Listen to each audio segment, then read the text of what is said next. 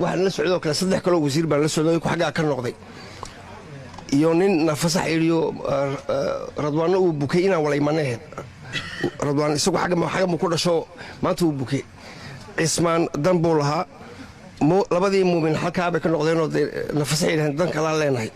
iyo maxamed warsame waan wala socday inta aan ku joogna intaasna way la socotay maalintii ugu horeysay horta aan bilaabnay socodka horta amar bay madaxweynaha dadka lala joogo horta dadka la jooga buuri madaxweynuhu wuxuu yidhi dadka la jooga buuri dadka la jooga kuwii la socdayna wuxuu way kala noqdeen buuri dan baa leenahay daabidha dadkan u tagayna waxaa laga galanaga dadkan cawlan u tagayno inaad daabidha waxay yidhahdeen waa iska noqonaydha iyagu aqli kala male madaxweynuhu hadduu yidhaa la jooga way la joogayaan madaxweynuhu hadduu yidhaa ha u dhawaanina uma dhawaanayaan wadaa naasir bali wad shakada wasiir inaan dadka tagno inaan meel kasta tagno meel bay naga xidhnaa weedeed subxaanaka ya allah waxaan ka bilaabnay cali sabiix prefego inta jadiid buu ahaa ilaahay odayaasha hadalkii uma tiraadeen intii waxa hadal baa ku tiraadeen waxaan oranayna ma jirto prefega jadiido waxbaynu oran mayno waad mahadsantiin inta baa tiraadeen waa kii madaxweynuhu soo maray wax quraata la sheegtay xagga dhakhtarkii iyo waxay ahayd iyo biyo meel ka da'ay saabad ma baladeed wasiirku wuxuu yidhi socdaalkayga waxaa ka bilowday buuri cali sabiix oo hadda magaalo intee leega waa magaalo weyn wey ayaa wuxuu yidhi cabashadii reer cali sabiix ay cabashada ay soo dhiibteen waxay meel biyo ka da'ayaan haddaba ma dukaanlay weydiiyaan cabashada ma kuwa bakhaarkay weydiiyaan ma kuwa jiingadaha wax kuhoos iibiyey weydiiyaan magaalo dhan oo lagu leeyahay cabashadeedu waxay noqotay meel biyo ka da'ayaan hadda waa meel wadooyin u baahan oo dhaqaalo u baahan oo dhismo u baahan oo warshado u baahan oo horumar u baahan oo caafimaad u baahan wadaa naasir hadalka odayaashii baa dhameeyey haddii aan isla wala joogno oon is haysanno horta inuu waddanku bedilmayo dhaqaaluhu bedilmayo raxmadna ma timaado haddii ummaddu isku naxariisanayn hadduu nin kasta og yahay ka liitay intuu xagga sare eegi lahaa oon mar kastaba ka fikirno sidaan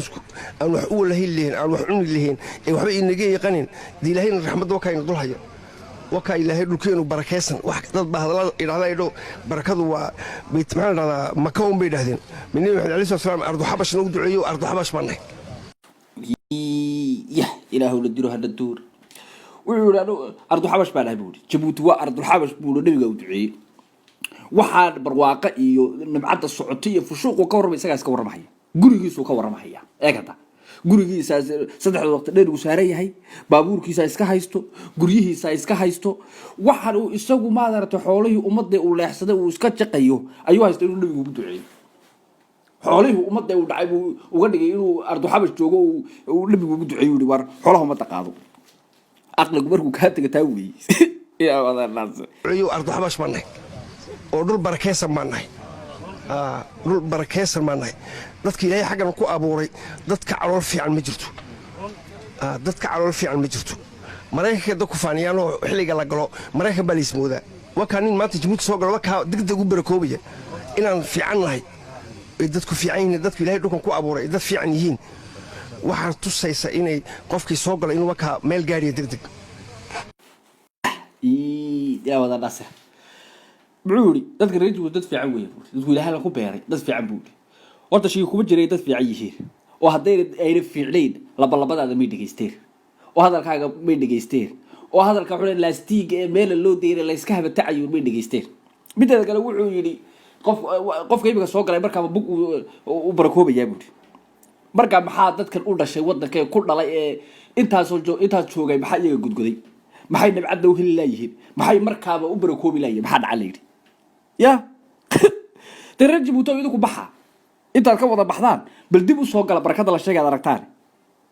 ka wada baxoo bal dib u soo gala barakada la sheegayo uu wasiirka sheegay alla aragtaan amarna waan ku qabnaa inaan ogaano wixii taalan u leenahay waan jawaabaynaa imika waa ka walaalkay xasan waa kaa jawaabay waraaqaddii prefegu soo diray ana waan diri amba uu soo diraan umalayaa kulle anu dhowrayaay xalkigii ku raagtaan umalayaay kulle uu soo diray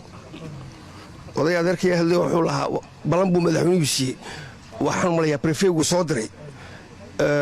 hadduu muumin ii soo dirinna amba uu soo diray amba iimu soo dirin dog waaniya muumin meel dhex talaay waa wax dhammaantay oo amarka madaxweynuhu bixishay ceshaday walaalkay maxamed warsan uu maqan yahay halka dhakhtarka prefega ay sheego waan u diray buu yidhi prison charge yadna waan ayaga direktarka kama hadlisiinayna idriis hijadiisii buu joogay ka hadlisiin maaye amba maxamed uu soo diro halkaygii taallaa amba maxamed bay weli ku maqanto weli muu soo dirmay waa prison charge bay u baanto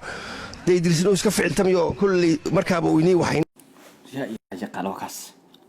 anagu ii soo diraya anaa ka diraya maxamed uu diraya kastoo iga xishoonayo anaa soo diraya ka kala soo diray direktarku xafidoodii uu joogaa laakiin anaa soo diray isagu uu soo diraya kala labadeeda naga dhaxaysa abuu noo soo diraya dadka odayaasha iyo dumarka meesha fadhiya xabad ka fahmayaan qof walba hoos uu ka guuxu leeyahay qofka saacad kale halku looga yimid aad qofka saacad kale halku looga yimid wasiibalay baa leeyahay waraba wax dhow dhibaa meesha laga tag waxa uu keenaya uu soo diraya sidaasuu wasiirkani ku magacaabay yahay baa lagu leeyahay sidaasuu ku magacaabay wasiirada ugu aqli badan Jabuuti wasiirada ugu aqliga badan la Jabuuti ilaahu aqliga loo barakay ilaahu aqliga loo barakay madadano hoo baahan dadano waxa ku uri uu imiday meesha oo han soo galay oo hunguri soo galay wasiirba idin imiday ama xukuumad ba idin timiday war maanta hadla ku jawreerinaya ka soo rayay ka kala ka soo rayay ka soo saayay midda kale ducuu ugu taray loo duceeyo bala ayaa idin ducays wallahi baa ducada qaadanay oo ducada la aqbalay oo ayna kacay oo buulka ay dhaafin liibaa hal idin ka qaad balwada reer Jabuuti bal wuxuu sir weydiiyo dhika markaa dhageysataan bal aqligu markaa siduu yahay idinku seetiin idinku war way salaamaya